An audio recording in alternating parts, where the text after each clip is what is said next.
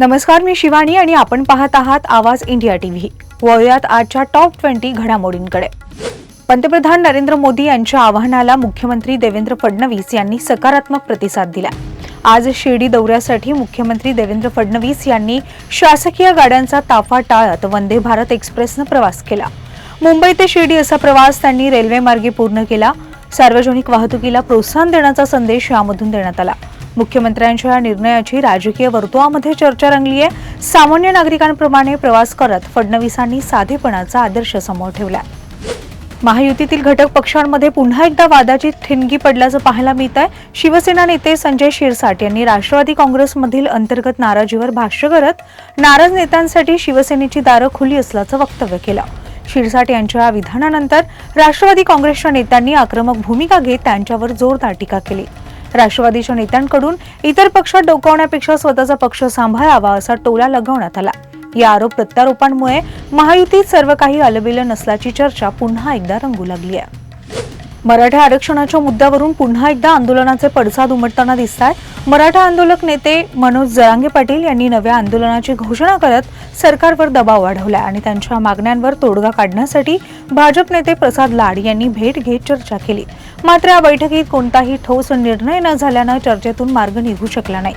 मनोज जरांगे पाटील यांनी आपल्या मागण्यांवर ठाम भूमिका कायम ठेवत सरकारला नव्या मुदतीचा इशारा दिलाय। सरकारने दिलेल्या आश्वासनाची पूर्तता न झाल्यास आंदोलन अधिक तीव्र करण्याचा इशाराही त्यांनी दिला आणि त्यामुळे राज्यातील मराठा आरक्षणाचा प्रश्न पुन्हा एकदा ऐरणीवर आला।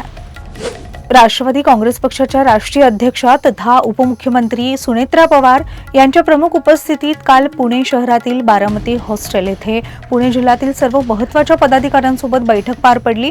यावेळी सुनेत्रा पवारांनी उपस्थितांना मार्गदर्शन करत संघटन बांधणी, पक्षविस्तार आणि आगामी निवडणुकांच्या पार्श्वभूमीवर कार्यकर्त्यांनी अधिक जोमाने काम करण्याचं आवाहन केलं। तसेच उपस्थित नगरसेवक आणि पदाधिकाऱ्यांच्या अडचणी, सूचना आणि मनोगत शांतपणे ऐकून घेत संवाद साधला। पक्ष संघटना अधिक मजबूत करण्यासाठी सर्वांनी एकजुटीने काम करावे, तसेच सामान्य नागरिकांच्या प्रश्नांना प्राधान्य देत विकासाची गती कायम ठेवावी असं आवाहन यावेळी करण्यात आलं। शिक्षण संस्थेच्या अध्यक्षपदी शरद पवार यांची पुन्हा एकदा वर्णी लागली असून सन 2026 ते सन 2029 या 3 वर्षाच्या कालावधीसाठी शरद पवार हेच राय शिक्षण संस्थेचे अध्यक्ष असणार आहेत आणि याच राय शिक्षण संस्थेच्या उत्तर विभागीय अध्यक्षपदी रोहित पवार यांची निवड करण्यात आली आहे। रोहित पवारांनी सोशल मीडियावर ही माहिती देत शरद पवारांचे आभार मानलेत। शरद पवारांनी रोहित पवारांना मोठी जबाबदारी दिली आहे, ही माहिती स्वतः रोहित पवारांनी सोशल मीडियावर पोस्ट करत दिली आहे। अवकाळीमुळे शेतकऱ्यांच्या झालेल्या नुकसानीकडे सरकारचं लक्ष वेधलं।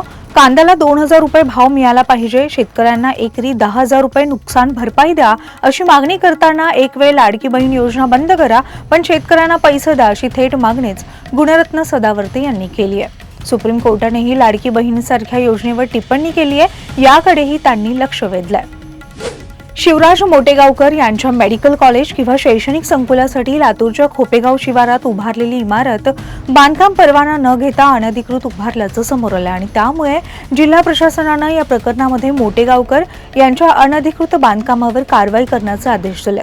मोटेगावकर यांना या प्रकरणामध्ये नोटीस बजावत या बांधकामाचा परवाना आणि इतर कागदपत्रे सादर करण्याचा आदेश जिल्हा प्रशासनानं दिला। नाशिकमधील बहुराष्ट्रीय कंपनी TCS मध्ये काम करणाऱ्या एका अविवाहित तरुणीवर अत्याचार करून तिचं बळजबरीनं धर्मांतर करण्याचा प्रयत्न केल्याची धक्कादायक घटना अलीकडे उघडकीस आली होती आणि या प्रकरणाचा तपास करणाऱ्या नाशिक पोलीस आयुक्तालयाच्या विशेष तपास पथकानं अत्यंत तत्परतेनं काम करत 18 साक्षीदारांच्या जबाबांसह तब्बल 1,500 पानांचं दोषारोपपत्र नाशिक जिल्हा आणि सत्र न्यायालयामध्ये दाखल केलंय। या दोषारोपपत्रामध्ये अनेक धक्कादायक खुलासे देखील करण्यात आले। देशभरात खळबळ उडवून देणाऱ्या नीट UG 2026 पेपरफुटी प्रकरणामध्ये केंद्रीय अन्वेषण विभागानं पुण्यात पुन्हा एकदा मोठी आणि धक्कादायक कारवाई केली आहे। पुण्यातील प्रसिद्ध शेठ हिरालाल सराफ प्रशालेच्या मुख्याध्यापिका मनीषा हवालदार यांना CBIनं शुक्रवारी बेड्या ठोकल्यात। ही CBI कडून पुण्यात झालेली 5वी अटक आहे आणि विशेष म्हणजे या संपूर्ण रॅकेटमध्ये आतापर्यंत मनीषा नावाच्या 3 महिला आरोपींना अटक झाल्यानं या मनीषा कनेक्शनमुळे पोलिसही चक्रावून गेलेत। नीटचा पेपर देशातील 5 राज्यांमध्ये विकला गेला असून त्यात महाराष्ट्र पहिल्या क्रमांकावर आहे। राज्यामध्ये हा पेपर किती विद्यार्थ्यांना विकला याचा तपास आता सीबीआय कडून करण्यात येतोय आणि त्यातच आता पेपर विकत घेणारे पालक सीबीआयच्या रडारावर आलेत। नीट पेपर फुटीचा हळूहळू उलगडा होऊ लागला। सीबीआय कडून या प्रकरणाचा कसून तपास होत असून जसा जसा तपास पुढे सरकतोय तसतसे नवनवे आणि तितकीच धक्कादायक माहिती देखील समोर येते। शिवडी पोलीस ठाणे हद्दीमध्ये पैशाच्या वादातून एका तरुणाची हत्या झाल्याची धक्कादायक घटना समोर आली आहे। मिनर्वा कंपाऊंड मोहन कोळी यांच्या टपरीसमोर रामगड शिवडी येथे फिर्यादी आणि एक आरोपी एकत्र बसून जेवण करत होते आणि त्यावेळी आरोपी जाशिम सय्यद आणि समीर नसीर शेख यांच्यामध्ये उसने घेतलेल्या पैशांवरून वाद झाला आणि या वादाचं रूपांतर शिवीगाळ आणि मारामारीत झालं। यावेळी जाशिम सय्यद याने त्याच्या स्कूटीमध्ये ठेवलेला स्क्रूड्रायव्हर काढून समीरच्या मानेवर वार केला। यात समीर गंभीर जखमी झाला आणि त्यानंतर फिर्यादी आणि साक्षीदारांनी जखमीला तातडीनं केईएम रुग्णालयामध्ये दाखल केलं, मात्र डॉक्टरांनी तपासून त्याला मृत घोषित केलं। या प्रकरणी शिवडी पोलीस ठाण्यामध्ये गुन्हा दाखल करण्यात आला। ठाण्यातील तलावपाली परिसरामध्ये भर दिवसात थरारक हल्ल्याची घटना घडली आहे। नौपाडा पोलीस ठाण्याच्या हद्दीत गडकरी रंगायतन बस स्टॉप जवळ काल सकाळी 11:30च्या सुमारास गोपाळ नावाच्या 48 वर्षीय व्यक्तीवर अज्ञात गर्दुल्यानं धारदार शस्त्रानं हल्ला केल्याची माहिती समोर आली आहे आणि या हल्ल्यामध्ये गोपाळ गंभीर जखमी झाले असून त्यांना मोठ्या प्रमाणामध्ये रक्तस्राव झाला। वेळेत मदत मिळाली नसती तर त्यांचा मृत्यू झाला असता अशी माहिती देखील सूत्रांकडून मिळते। घटनेनंतर परिसरामध्ये एकच खळबळ उडाली असून पोलिसांकडून आरोपीचा शोध सुरू आहे।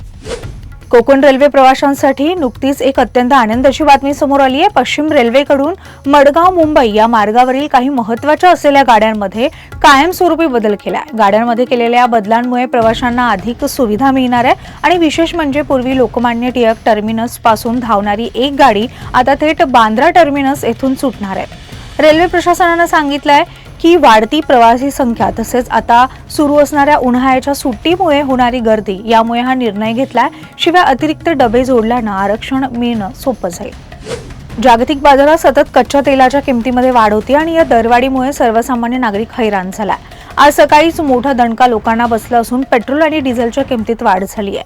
23 मे 2026 रोजी सर्वात अगोदर पेट्रोल आणि डिझेलच्या किमती वाढवण्यात आल्या, त्यानंतर आता सीएनजीच्याही किमती वाढ करण्यात आलेली आहे। कुठेच दिलासा नसल्यानं यावरून दिसतंय आणि जागतिक बाजारामध्ये कच्च्या तेलाच्या किमती स्थिर नाही आहेत। या किमती स्थिर नसल्यानं पेट्रोल आणि डिझेलच्या किमतीमध्ये देखील वाढ होतीये।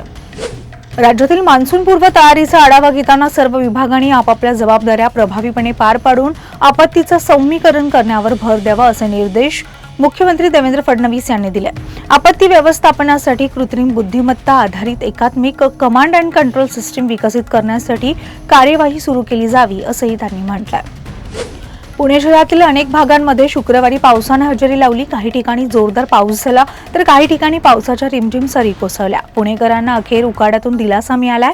गेल्या काही दिवसापासून 40 अंश सेल्सिअसच्या पुढे गेलेल्या तापमानामुळे नागरिक हैराण झाले होते, मात्र काल दुपारनंतर पुणे शहरातील अनेक भागामध्ये प्री मान्सूनच्या हलक्या सरी बरसल्या आणि वातावरणामध्ये अचानक गारवा निर्माण झाला।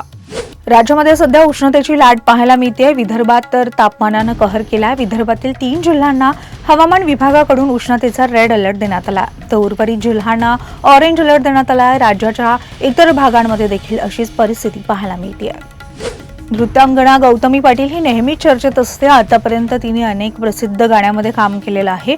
मुख्य अभिनेत्री म्हणून तिने या म्युझिक व्हिडिओमध्ये देखील काम केल्याचं पाहायला मिळतंय। यातील अनेक म्युझिक व्हिडिओंना तर यूट्यूबनं लाखो व्ह्यूज मिळालेले आहेत। तिचे ती मोरनी हे गाणं नुकतंच रिलीज झालंय। तिच्या गाण्यालाही सध्या चांगला प्रतिसाद मिळतो आणि या गाण्याच्या शूटिंग दरम्यानचे काही फोटो तिने सोशल मीडियावर अपलोड केलेत आणि या फोटोमध्ये तिने निळ्या रंगाची साडी परिधान केलेली आहे आणि या तिच्या लुकची सगळीकडे जोरदार चर्चा होतीये। जी स्टुडिओत प्रस्तुत तुंबाडची मंजुळा या आगामी मराठी चित्रपटाचा बहुप्रतीक्षित ट्रेलर अखेर प्रेक्षकांच्या भेटीस आलाय। पोस्टर, टीझर आणि गाण्यांमधून अधिक चर्चेत असलेल्या चित्रपटाने आता ट्रेलरमुळे सोशल मीडियावर धुमाकूळ घातलाय। रहस्य, गूढता, भीती आणि त्याचबरोबर खळखळून हसवणारा विनोद यांचा अनोखा संगम या ट्रेलरमध्ये पाहायला मिळतोय। प्रेक्षकांमध्ये चित्रपटाबद्दलची उत्सुकता देखील आणखी वाढली आहे। सोने चांदी खरेदी करणाऱ्यांसाठी महत्त्वाची बातमी आहे। गेल्या काही दिवसांपासून सोने चांदीच्या दरांमध्ये चढ उतार दिसून येतोय। जळगावच्या सुवर्ण बाजारामध्ये देखील सोनं चांदीच्या दरामध्ये चढ-उतार पाहायला मिळतोय। आज पुन्हा सोनं आणि चांदीच्या दरामध्ये मोठी वाढ झाली आहे। जळगावच्या सराफा बाजारामध्ये 1 तोळा सोन्याच्या दरामध्ये 1200 रुपयांची तर 1 किलो चांदीच्या दरामध्ये 2000 रुपयांची वाढ झाली आहे। आजच्या बातमीपत्रात इथंच थांबूयात।